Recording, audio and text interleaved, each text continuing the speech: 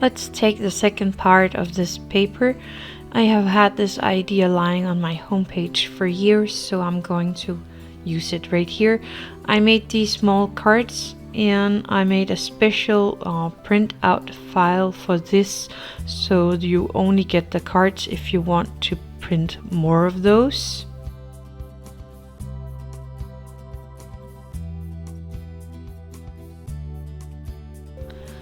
I glue a front and a back together here, so that makes a whole card. And I'm trying to use my light board for that, but it was actually not that good. The easy way to do this would be cut out the corner of the cards on the front and the back, and then put them together corner to the corner, and there you have your front and your back connected. Now simply just cut out the cards and cut as many as you want. I didn't make that many because I'm just going to print the same cards over and over again, because when they are lying you won't even notice.